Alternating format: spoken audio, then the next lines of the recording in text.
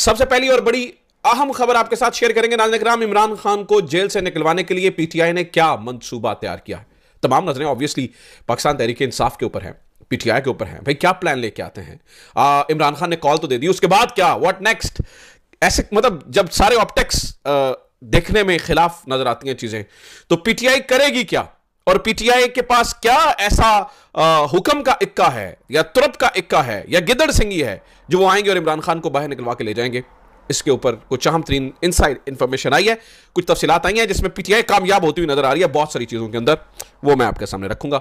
Number 2 नाज़रीन किराम, खबर जो है वो अमेरिका से हमारे मुक्तदरा को झटके पे झटके मिलते चले जा रहे हैं।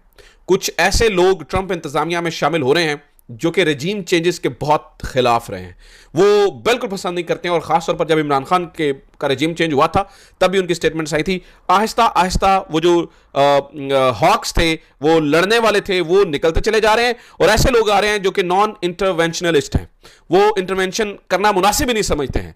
तो ये हमारी मुक्तदरा के लिए कितनी परेशान होने की खबर है, यानी कि पैरेलल चीजें चल रही हैं। उधर इमरान खान का प्रेशर बढ़ता चला जा रहा है और दूसरा अमेरिका से उम्मीदें खत्म होती जा रही हैं ऐसे किसी भी बंदे के आने की जो कि हमारी मुक्तदरा की मदद कर सकता था। तो वहां से क्या अपडेट है, ये दूसरी बड़ी खबर है जो आपके साथ शेयर करनी है।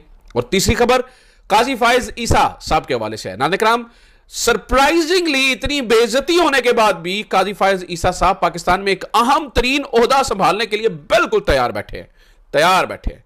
यहां पर भी कुछ इनसाइड इंफॉर्मेशन है, वो भी आपके साथ शेयर करनी है। और लंदन में क्या हुआ ख्वाजा आसिफ मरीम नवाज के बाद, उसके बाद जब उन्होंने पुलिस को बुलाया, रिपोर्ट किया, उन्होंने आगे क्या जवाब दिया है, इसके ऊपर भी कुछ इंफॉर्मेशन है। दरखास्त आपसे ये चैनल सब्सक्राइब जरूर कीजिए, आपकी सब्सक्रिप्शन से हमें फायदा मिलता है, दूसरे लोगों तक, मजीद लोगों तक पहुंचने में हमें आसानी होती है, तो आप सब्सक्राइब जरूर कीजिए।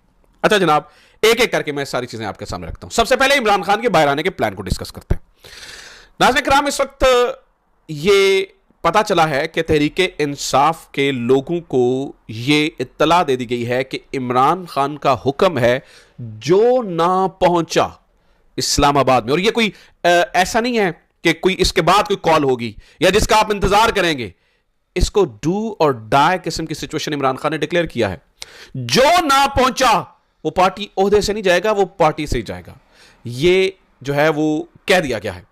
इस वक्त ये इत्तला दे दी गई है तमाम लोगों को कि आप पार्टी ओहदे से जाएंगे, लिहाजा सबको पढ़िए। नाज़रीन, पंजाब में इस वक्त तैयारियां ऐसी चल रही हैं कि जो इससे पहले हमने होती हुई देखी ही नहीं है, यानी कि लोग यहां से तैयारियां कर रहे हैं, एमएनएज़ यहां से तैयारियां कर रहे हैं, लोगों को निकालें, यानी कि इस दफा पंजाब से भी सरप्राइज आ रहा है और पीटीआई मुकम्मल तैयारी के साथ आ रही है। मिसाल के तौर पर यूथ किस तरह से एक्टिव हो चुके हैं वो मैं आपके सामने रखता हूं। आज मुराद, यानी कि आज से मुराद कल मुराद सईद साहब के हलके के अंदर यूथ ने एक बहुत बड़ा इकट्ठा किया और उन्होंने ये कहा कि हम रुकने वाले नहीं हैं, हम पूरे पाकिस्तान से यूथ को मोबिलाइज करेंगे, हम स्टूडेंट्स को मोबिलाइज करेंगे और ये बता देंगे कि this is your final call.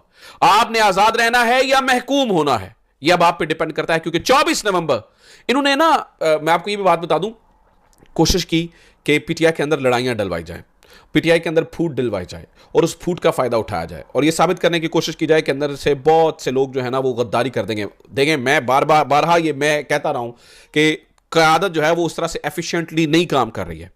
लेकिन नाज़रीन किराम, इस वक्त इस चीज को इस्तेमाल करके बहुत ज्यादा जो प्रोपेगेंडा करने वाले हैं वो बहुत सी कहानियां चलाए जा रहे हैं। मैं दूसरी पार्टियों की बात कर रहा हूं। तो इस चीज को ये कह दिया गया है और इमरान खान का खानदान इस मामले के अंदर लीड लेता हुआ नजर आ रहा है, चाहे इमरान खान की बहनें हो, और बुशरा बीबी के बारे में भी कुछ इत्तलात मिली, लेकिन वो एक्टिवली पॉलिटिक्स में जो है ना वो पार्टिसिपेट नहीं कर रही हैं, लेकिन उन्होंने इस चीज को वो देख रही हैं कि कैसे लोगों को इकट्ठा किया जा सकता है। Obviously this will be definitely a final call. उससे पहले सब कुछ करने की जरूरत है, क्योंकि इससे पहले यह भी हो सकता है कि कोई ऐसी सजा सुना दी जाए, 190 मिलियन पाउंड की सजा सुना दी जाए, या तोशाखाना 2 केस की सजा सुना दी जाए, या 2 छोड़ें, मतलब कुछ भी इस तरह हो सकता है कि जिससे हमें यह लगे कि बुशरा बीबी को भी 24 से पहले गिरफ्तार करने का इरादा। और फिर मैंने आपको पहले बताया था कि एक खदशा से यह भी जहन में है कि कहीं वो वाली गेम ना हो जाए कि इमरान खान को 24 से पहले कहीं फौजी अदालतों में ही ना ले जाया जाए।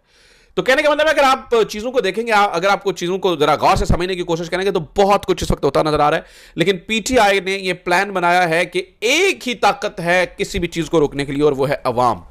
टारगेट तो यह रखा गया है कि मिलियन मार्च किया जाए। गंडापुर साहब के पास, अकेले के पास ताकत नहीं है, तो पंजाब से लोग निकले, लेकिन मिलियन मार्च ना भी हुआ, नाज़रीन किराम इससे आधे लोग भी हुए तो टाइम फिश हो जाएगा।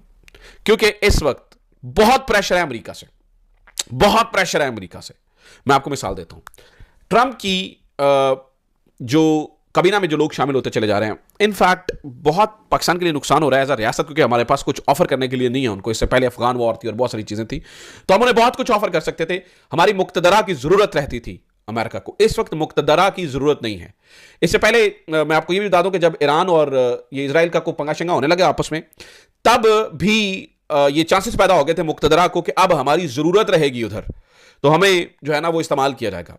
लेकिन अब इनकी जरूरत नाज़रीन किराम खत्म हो चुकी है। अब इनकी जरूरत उस तरह से नहीं है, मुक्तदरा की जरूरत इस वक्त नहीं है।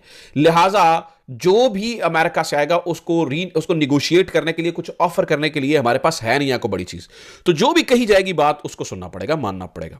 और कोई माजी में हमने कोई जुल्म ज्यादतियां की हैं तो उनको रिवर्स करना पड़ेगा, सादी सी बात है। क्योंकि इसकी वजह यह है नाज़रीन किराम, मैं बार बार आपको बता रहा हूं कि जो ट्रंप इंतजामिया में लोग शामिल हो रहे हैं, नुकसान हमें यह हो रहा है कि उनमें से बहुत सारे लोग ऐसे हैं कि जो एंटी तो नहीं, खैर प्रो इंडिया हैं, एंटी पाकिस्तान तो नहीं है, प्रो इंडिया हैं, और इंडिया को से बहुत ज़्यादा चीज़ें हासिल हो सकती हैं। लेकिन जैसे अब मैं आपको बता दूं, मैं तो हमेशा ये कहता हूं कि हमें ट्रंप से 100% उम्मीद रखी भी नहीं चाहिए। वो पाकिस्तान के पास कुछ नहीं ऑफर करने के लिए, आपस की बात है। लेकिन फिर भी अगर वो हाथ उठा लेते हैं फौरी तौर पर इंतजामिया से और कोई इस तरह का इशारा हो जाता तो भी बात हो रही है। मिसाल देता हूं, अभी एक नाम ऐड हुआ है तुलसी गैबर्ट का। ये तुलसी गैबर्ट जो है वो भी एंटी इंटरवेंशनलिस्ट रही हैं, और ये जब इमरान खान का रजीम चेंज हुआ था तब भी हमने ये सुना कि बहुत ज़्यादा उन्होंने नाम तो नहीं लिया था इमरान खान का, लेकिन रजीम चेंजेस के बारे में वो बारहा बड़ी वोकल रही है कि तुलसी गैबर्ट का मानना है ये जो रजीम चेंजेस होते हैं इसका उल्टा नुकसान अमेरिका को होता है। लिहाजा ये नहीं होने चाहिए किसी भी सूरत में। इससे अमेरिका जो है वो नीचे जाता है और अमेरिका को बहुत ज़्यादा मुश्किलात का सामना करना पड़ता है, और ये बड़ी वोकल रही हैं। तो इससे पहले अभी मैं उनकी तुलसी गैबर्ट की देख रहा था, ट्विटर के ऊपर प्रोफाइल को जाकर देख रहा था, तो उसमें उन्होंने कैंपेन चलाई हुई थी एंटी पोम्पियो। पोम्पियो आपको पता है कि पहले जो है वो ट्रंप की जो काबीना थी उसमें उनको क्या मकाम हासिल था और हमारी मुक्तदरा के कितना करीब था माइक पोम्पियो। लेकिन पोम्पियो को हटाने के लिए जो कैंपेन चली तुलसी गैबर्ट, उनका मैं ट्विटर देख रहा था, वो कह रही थी बिल्कुल दुरुस्त हो रहा था। उन्होंने वो रीट्वीट किया हुआ था एंटी पोम्पियो को मतलब ये एंटी पोम्पियो का मतलब है कि पोम्पियो को आने नहीं देना चाह रही थी वो। तो वो बिल्कुल इस चीज के मुखालिफ हैं कि इंटरवेंशन की जाए और कुछ ऐसी चीजें। तो ये बहुत बुरी खबर है हमारी मुक्तदरा के लिए यहां से भी, क्योंकि कोई चीज आप उनसे बातचीत करके, कोई निगोशिएट करके ऐसी कोई चीज नहीं करेंगे कि भाई ठीक है आप इमरान खान को ना चढ़े, हम आपको ये ऑफर कर देते हैं। ऐसी कोई चीज ही नहीं है। तो चीजें मुख्तलिफ हैं। तीसरा नाज़रीन किराम, काजी फाइज ईसा के हवाले से खबर थी मैंने जो आपके साथ शेयर करनी थी। काजी फाइज ईसा साहब के बारे में पिछले दिनों में आपने ये इत्तला सुनी कि चीफ इलेक्शन कमिश्नर का ओहदा उनको ऑफर किया जा रहा है।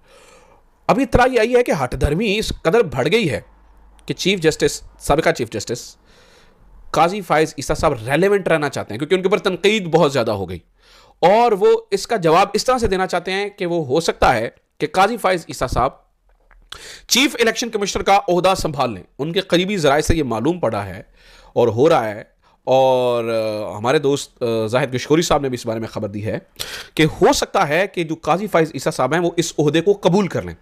उसकी वजह ये बताई जा रही है कि काजी फाइज ईसा को गुस्सा है, खासतौर पर जो उनके साथ लंदन में हुआ, जो इससे पहले जो उनके साथ तनकीद की जा रही है। तो वो उन्हें काजी फाइज ईसा को समझ आ गया कि जब तक निज़ाम में रहेंगे आप, जब तक आप ताकत में रहेंगे तो लोग आपके सामने नहीं बोल सकते। लेकिन काजी फाइज ईसा साहब को लगता है वहम है। काजी फाइज ईसा साहब के बारे में यह भी ख्याल किया जा रहा है कि हो सकता है कि दोबारा से कोई तरमीम करके आईनी अदालत बना दी जाए जिसका चीफ जस्टिस दोबारा से उनको मुकर्रर कर दिया जाए। तो उनको यह भी वहम है, और उनको यह भी वहम है कि मैं चीफ इलेक्शन कमिश्नर बन के तो उनके रख दूंगा। ऐसा नहीं होगा।